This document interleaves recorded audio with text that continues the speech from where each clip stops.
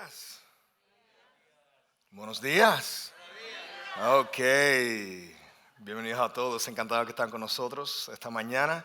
Y también por lo que están escuchando a través de las redes sociales, nuestra oración es que muy pronto puedan participar con nosotros y estar aquí también en el día de hoy. Pues ya llegamos al final de esta serie titulada Intercambiar, donde estamos intercambiando esta vida aquí de este mundo, una perspectiva mundana, por una vida dinámica en Cristo Jesús. Y hemos contestado esta pregunta de esta vida dinámica en Cristo Jesús a través de desglosando y desempacando el testimonio del apóstol Marcos a través del libro de Marcos. No solamente cómo tener esta vida dinámica en Cristo Jesús que proviene en el reino de los cielos, sino cómo tener esa vida dinámica ahora en estos momentos. Si nos fijamos bien a través de las redes sociales y mirando el mundo está bajo una opresión, es evidente. El mundo está caído. Todos nosotros nacimos con una condición pecaminosa que aunque queremos hacer las cosas bien, no podemos hacerlas bien. Es muy evidente. Vemos a un mundo que en realidad la esperanza está limitada. O mejor dicho, no hay esperanza. Vemos en las noticias divisiones, la gente peleándose, el mundo está en enfermedad, estamos siendo perjudicados por esta ansiedad, temor y preocupación de nuestras circunstancias, no sabiendo exactamente qué es lo que va a suceder y cómo eso va a impactar a nuestras vidas y las personas que nosotros amamos. Esta opresión que está sobre nosotros, el mundo está con un deseo de ser unidos, de tener paz, de tener libertad. Y todo sí es posible, pero no es posible sin la vida, la muerte y la resurrección de Cristo Jesús. Hoy en el libro de Marcos vamos a estar enfocados en el capítulo 16, hablando específicamente de la resurrección de Jesucristo y también de la comisión. Se ha dicho que todas las alegrías del mundo provienen de la tumba de nuestro Señor resucitado. Oyen eso, que todas las alegrías, todo el gozo proviene del mundo, proviene de la tumba de nuestro Señor Jesucristo. La resurrección no es solamente un evento, es la misma vida de Cristo Jesús, que aborda toda la disfunción del mundo, que conquista el mundo, paga el precio de nuestro pecado, de nuestra rebelión contra Dios, pero también permite que el Espíritu Santo no solamente esté con nosotros, que viva en nosotros y así Dios lleva a cabo su voluntad a través de nosotros. Y también no solamente nos da acceso a Dios en un futuro, nos da acceso a Dios ahora en estos momentos. Antes de empezar a leer en Marcos capítulo 16, quiero darle un breve resumen del versículo 1 al 8 que quiero que vayan para atrás y lean. Pero lo que vemos es María Magdalena, vemos a María la madre de Jacobo y vemos a Salomé. Y ellas se levantan el domingo por la mañana para ir a donde el cuerpo de Jesucristo. Tú ves, Jesús fue crucificado un viernes, el sábado descansaron para honrar la ley, pasar tiempo con Dios. El sábado a las 6 termina ese descanso y vemos que las mujeres fueron a buscar lo necesario para poder cuidar del cuerpo de Jesús. Es una de las formas que embalsaban, pero también cuidaban y demostraban su amor por Jesús y otras personas también que se morían. Y bueno, pues mientras que ellas se levantan muy temprano ese domingo para ir a donde Jesús, están pensando y razonando entre ellas, mira, ¿cómo es que nosotros vamos a mover esta piedra de 1 tonelada? Queremos ir a donde el cuerpo de Jesús, queremos ir a ver a Jesús, pero ¿cómo vamos a mover esa piedra? Ellas no sabían que al llegar iban a encontrar que la piedra se había movido, que iban a poder tener acceso dentro de la tumba, que se iban a encontrar con no solamente un ángel, con 2 ángeles, y que la tumba estaba vacía. ¿Se pueden imaginar eso? Estas mujeres lamentando la pérdida de su Señor, sufriendo en agonía, tienen que esperar un día completo, van, tumba vacía, piedra movida, no hay cuerpo y hay 2 ángeles. Estaban gozándoselo todo. No, estaban temblando. Estaban asustadas, estaban sorprendidas, no sabían qué es lo que estaba sucediendo. Esto no sucede todos los días. Mira lo que dice el versículo 6. No se asusten, les dijo. Ustedes buscan a Jesús el Nazareno, el que fue crucificado. Ha resucitado. No está aquí. Miren el lugar donde lo pusieron. Pero vayan y decirles a los discípulos y a Pedro, Él va delante de ustedes a Galilea. Allí lo verán tal como les dijo. Tú pensarías que estas mujeres estarían contentas, emocionadas, pero están asustadas, asombradas, temblando. Ahora, es muy importante que observen ciertas cosas aquí. En los primeros 4 versículos vemos 4 pruebas de la resurrección. Los primeros 8 versículos, 4 pruebas de la resurrección. Primeramente vemos que las mujeres vieron a Jesús crucificado.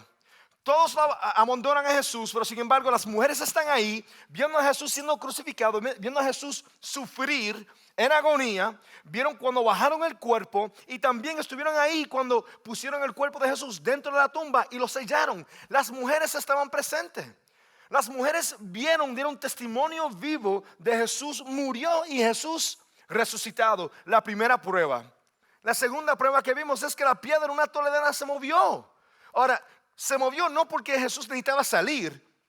Se movió para que así todos pudieran entrar y dar testimonio que Jesús había resucitado. No solamente eso, los 2 ángeles que estaban presentes. Tú ves, si hubieran llegado y los 2 ángeles no estuvieran ahí, bueno, pues iban a pensar que quizás alguien se robó el cuerpo. Pero si no, los ángeles estuvieran ahí dando testimonio que Jesús ya había resucitado.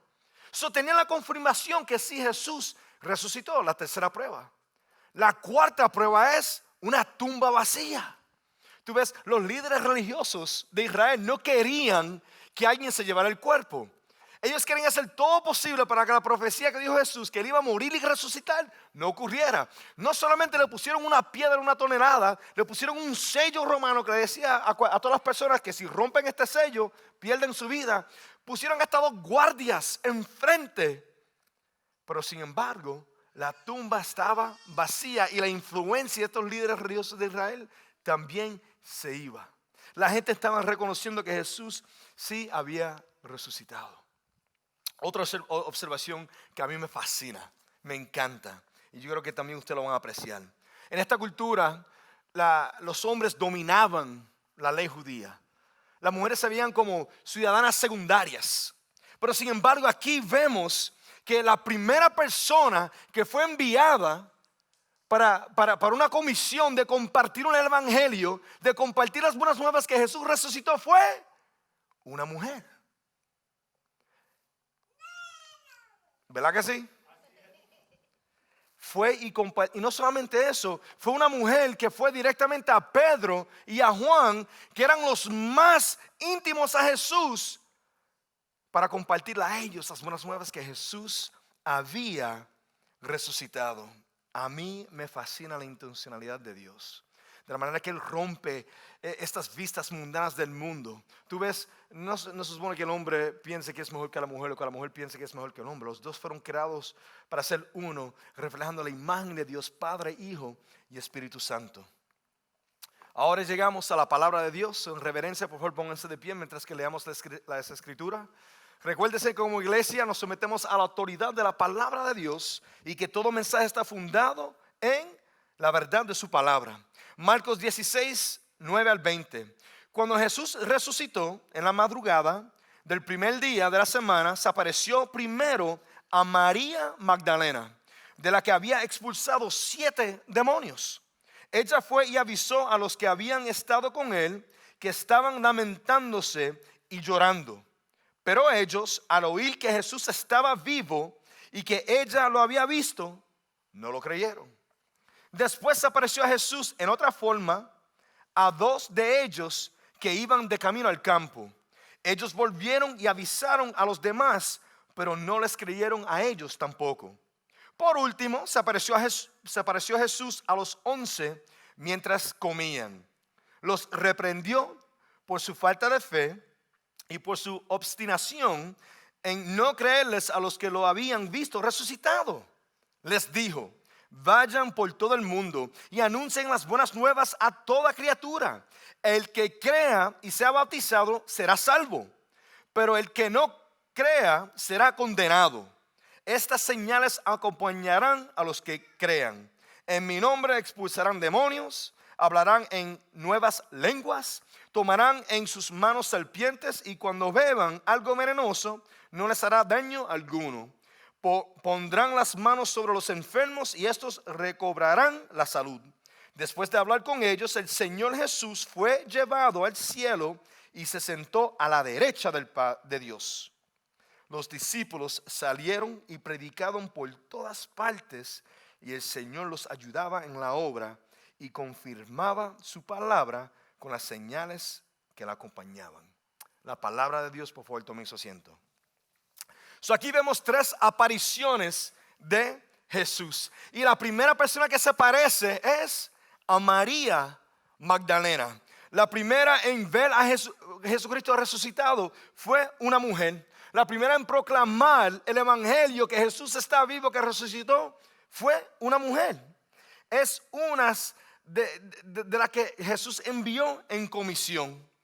Ahora, aquí esto también nos demuestra a nosotros que Jesús sí responde a un amor, a una profunda devoción a Él.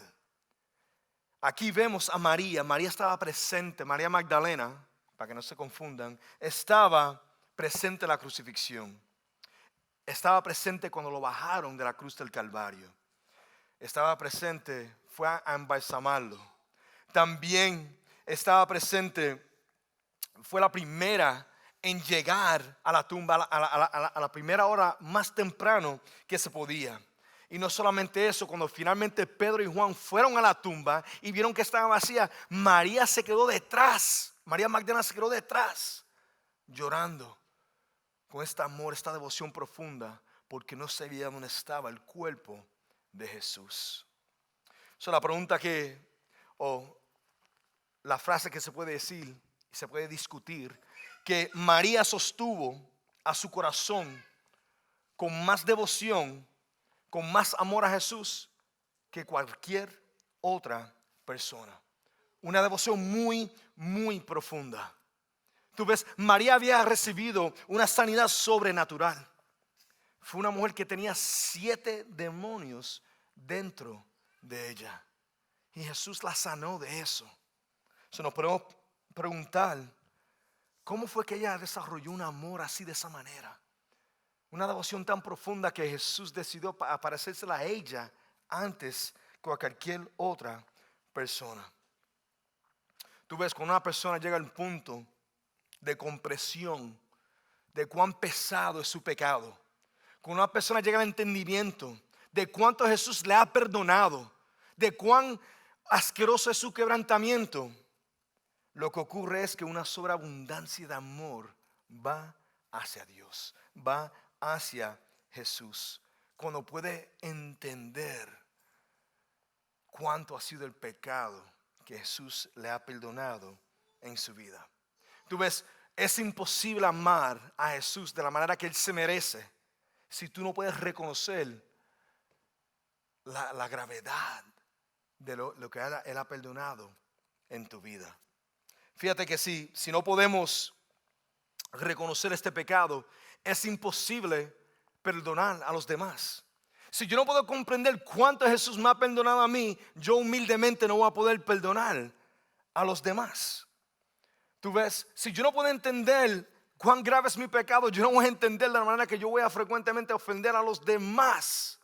Si no puedo comprender tanto que Jesús me ha perdonado a mí, yo no voy a poder apreciar la vida, la muerte y la resurrección de Jesucristo si yo no puedo comprender cuánto Jesús me ha perdonado.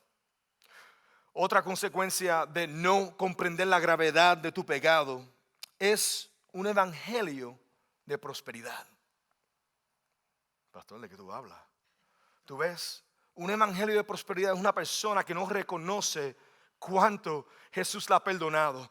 Cuando va hacia Jesús, va hacia Dios, no va hacia Dios para recibir a Dios, para recibir a Jesús. Va hacia Jesús, a Dios, porque quiere una bendición, porque quiere prosperidad aquí en esta tierra, porque va a donde Dios, el Creador, Jesús, porque quiere lo que Él puede ofrecerle en vez de la realidad que puede obtener a Jesús.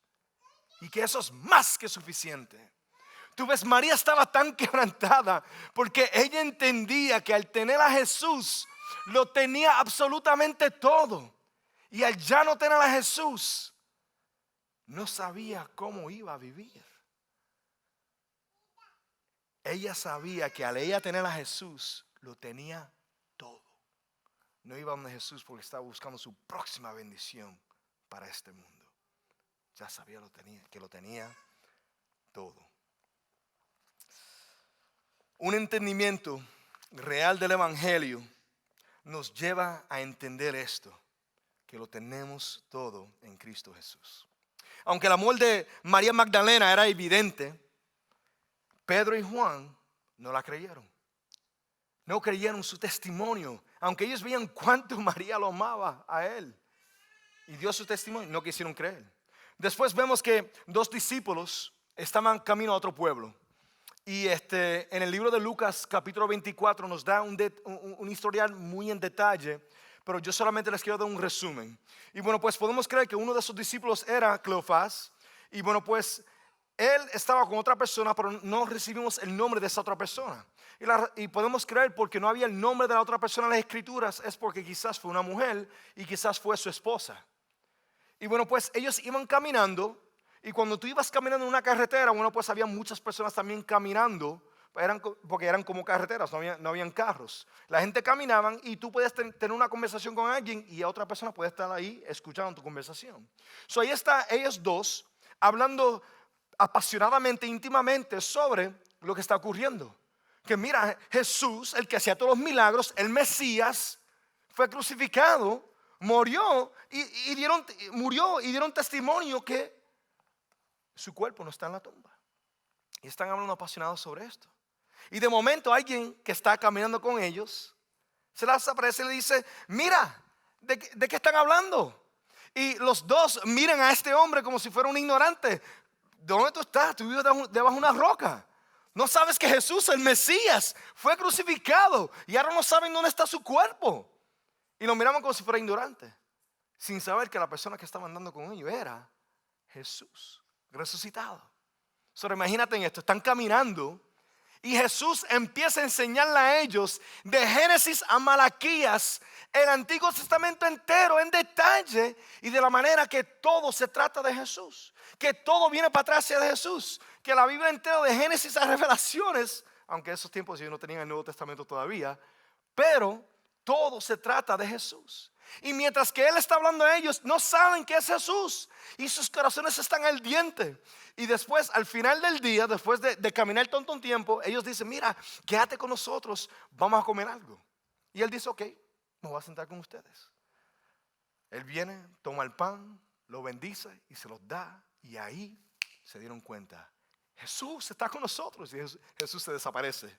Al instante ellos se levantan y salen corriendo para atrás para decir a todo el mundo: mira, Jesús está resucitado, desapareció, nos enseñó a Génesis de Malaquías, todo. ¿Y sabe lo que pasó? Juan y Pedro y los demás no creyeron. 2 testimonios. Ahora vemos que Jesús ahora se va a parecer a los 11. Y dice el versículo: los reprendió por su falta de fe y por su obstinación en no creerles a los que lo habían visto resucitado. No querían creer el testimonio de que Jesús ya estaba resucitado. Sus corazones estaban duros, estaban lamentando. 3 años de enseñanza, se los olvidó absolutamente todo, todas las promesas que Jesús dijo. Yo no sé cuántas veces Jesús le dijo a ellos: mira, yo voy a morir y voy a resucitar, y al hacerlo voy a conquistar el mundo. Pero sin embargo ellos no lo podían ver. Temor, ansiedad, decepción, pensando que los líderes de Israel van a hacer lo mismo a ellos y también ellos van a ser crucificados y perjudicados. Aquí vemos que estos discípulos no son héroes, sino trágicos fracasos a lo largo de la historia del Evangelio, constantemente cayéndose de cara, increíblemente necios, débil, una y otra vez. Pero sin embargo, Jesús los llama, los ama, los permite ser uno en Él. Ahora, cuidado con juzgar, porque nosotros fácilmente caemos en esta trampa todos los días. Cuando nosotros no nos aferramos a Jesús, cuando no nos aferramos a nuestra relación con Él. Tú ves, es imposible seguir y creer a Jesús sin una relación.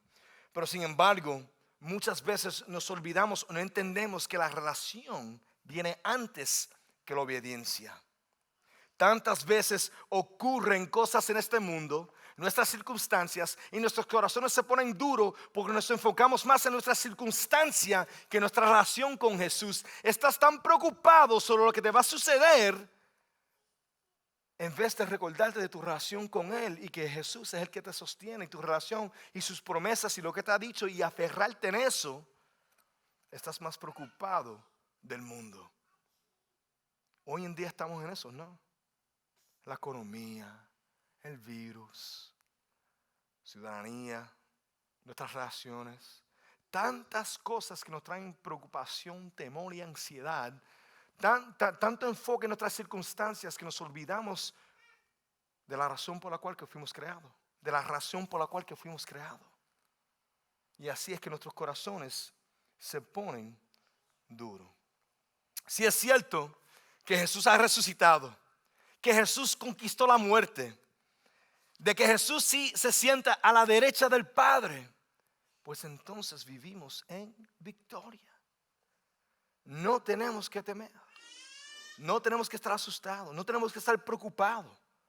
Podemos decir: Dios mío, tú eres más que suficiente, tengo en todo en ti, Jesús, y aunque no sé cómo va a ser el resultado de esta circunstancia, yo sé que tú lo tienes en tus manos y tú estás conmigo. La respuesta a una relación íntima con Jesús es que somos perdonados, restaurados, amados, unidos con Dios en obediencia. Y aquí es que entra la gran comisión, lo que Jesús nos llama. Mira, en el libro de Marcos capítulo 16 del 15 al 16 dice: les dijo, vayan por todo el mundo y anuncien las buenas nuevas a toda criatura. El que cree y sea bautizado será salvo, pero el que no cree será condenado. Este es el deseo de Dios, que todo el mundo pueda reconocer cuán profundo es su pecado, cuán quebrantado ha estado, que te pongas al espejo a Jesús y puedas ver cuán corto tú caes en comparación a Jesús. Y así nosotros podemos ver nuestra necesidad de un Salvador. Y esto no es solamente algo que se hace una vez, se hace diariamente, momentáneamente. Nosotros tenemos que estar enfocándonos en la condición de nuestras almas. Ahora, esto no es algo que lo hacemos con vergüenza, sino lo hacemos con una reverencia, un amor que nos lleva siempre a recordarnos que somos perdonados, restaurados, y en confianza y seguridad creer y seguir a Jesús. Y nos lleva a entender que nosotros dependemos más de Él que cualquier otra cosa. Ahora digo esto, pero yo también muchas veces caigo en la trampa, que estoy dependiendo más en mí que Él. Yo no sé cuántas veces yo empiezo a estudiar la palabra de Dios y preparar un mensaje y no voy a donde Dios primeramente. Digo: Dios mío, ¿qué es lo que tú quieres decirle a tu pueblo? Úsame, mi Dios, haz un milagro el domingo, habla a través de mí, que te oigan a ti, que te escuchen a ti, que te vean a ti, que no me vean a mí. Que sea tu palabra y no las mías. Y muchas veces yo voy y estoy estudiando, y hasta que no me estanco, que digo: Jonathan, ¿qué tú haces? Qué morón, qué necio. Todos caemos en eso. Frecuentemente nosotros tenemos que ir a donde Dios, reconociendo la gravedad de nuestra condición pecaminosa y cuán grande es el amor de Dios y cómo nos ha limpiado y restaurado. Y ahí se nos llama a amar de una forma profunda y una devoción muy, muy profunda. Ahora vemos, cuando entendemos eso, podemos recibir la gracia de Jesús, la misericordia de Jesús. Y ahí es que Dios nos llama a ser uno con Él. Pero, y un gran pero, nosotros no podemos ser obligados a hacer esto. Dios no te va a obligar a entregar a tu vida. Dios no te va a obligar a tener una relación con Él. Toda persona tiene que ir donde Dios, reconociendo su quebrantamiento y pidiéndole a Dios que pueda recibir la gracia y la misericordia a través de la vida, la muerte y la resurrección de Jesucristo. Después somos perdonados, tenemos unión con Dios, el Espíritu Santo vive dentro de nosotros y ahora, en respuesta a la ración, viene la obediencia y seguimos a Dios y lo hacemos con un gozo y Dios nos envía en tremenda misión. Y hablando de misión, esta semana tuve un encuentro muy especial. Me invitaron en casa de una señora y esta señora está muy, muy enferma. Tiene 40 y pico años, mi edad, y ha estado de cama por más de 6 años. No puede caminar. Cuando habla le tiembla la boca. Tiene una condición muy rara que ella constantemente siente con sus nervios que su cuerpo está encendido en fuego.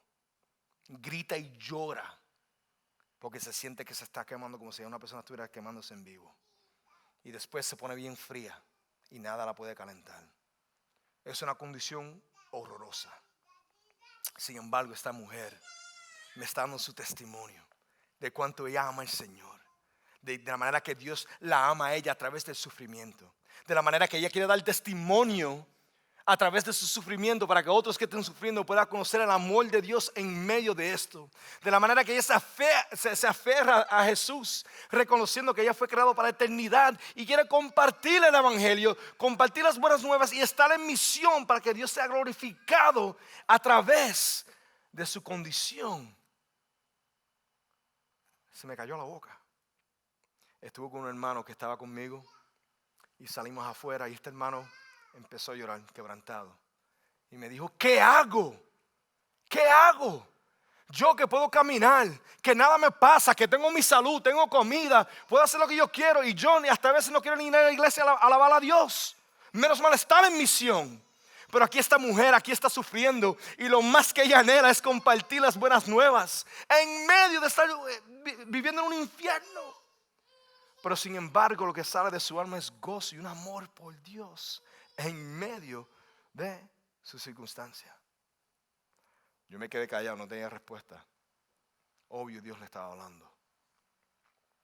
Pero eso se aplica a todos nosotros. Dios nos ha llamado en tremenda misión. Nos ha dado tremenda revelación. Que estamos restaurados, redimidos por la sangre de Cristo. Y nos ha llamado en misión. Pero tantas veces nos quedamos estancados.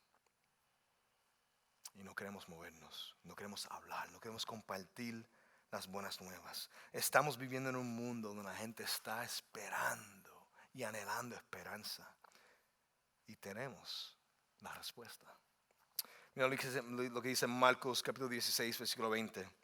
Los discípulos salieron y predicaron por todas partes y el Señor los ayudaba en la obra y confirmaba su palabra con las señales que les acompañaban. Todo comienza con la resurrección de Jesucristo.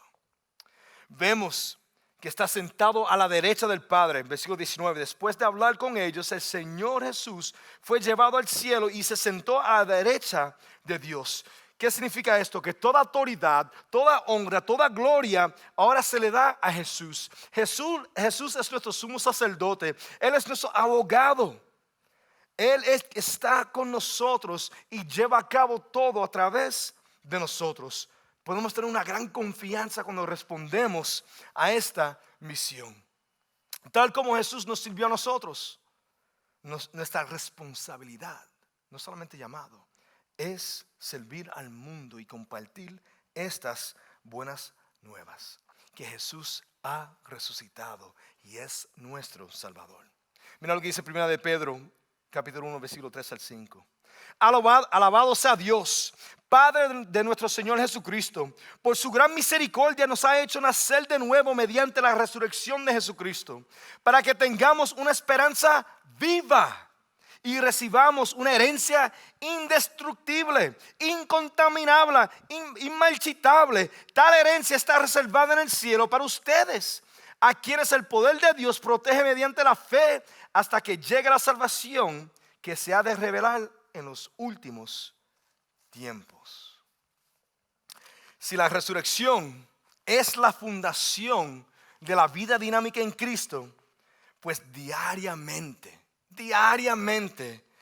tenemos que reconocer la gravedad de nuestra condición pecaminosa. Que todos los días, cada momento necesitamos un Salvador.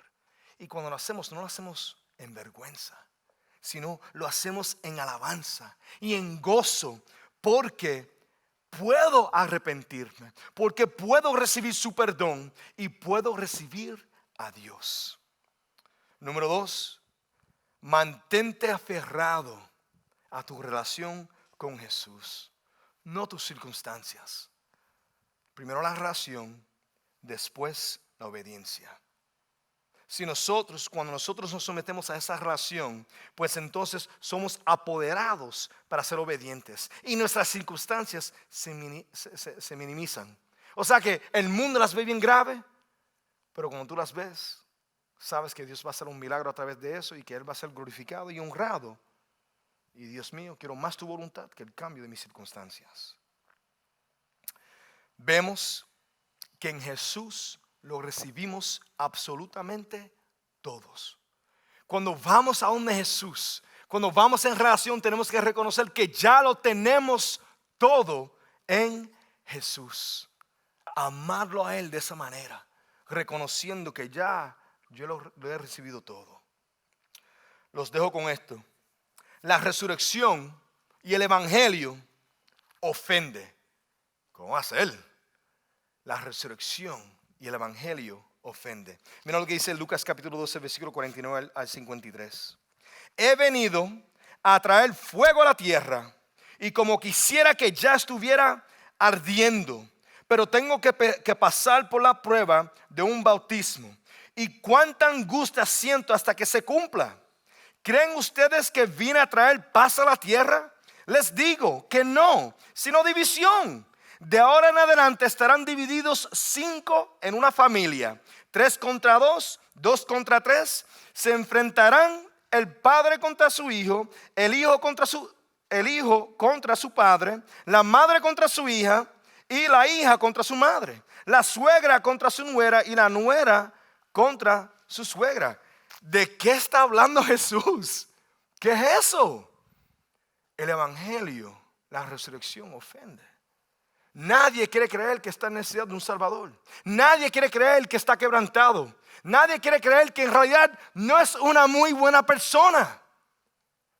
Va a ofender a los demás compartir la verdad del evangelio, que todos estamos quebrantados, estamos necesitando un Salvador y que Jesús es ese Salvador y que me va a cambiar de por dentro hacia afuera.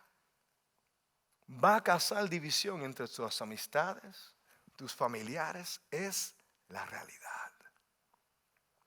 Solo les hago esta pregunta: para los que siguen y creen a Jesús y han sido redimidos y restaurados por Jesús, ¿cuándo fue la última vez que ofendiste a alguien? ¿Cuándo fue la última vez que ofendiste a alguien? Si el evangelio y la resurrección ofende, ¿cuándo fue? Los quiero animar. Van a haber muy buenas experiencias de compartir el evangelio y la gente lo va a recibir y se te va a caer la boca. Pero van a haber otras maneras que te van a escupir en la cara. Pero ese es el llamado que Dios nos ha dado y Dios está con nosotros en medio de eso.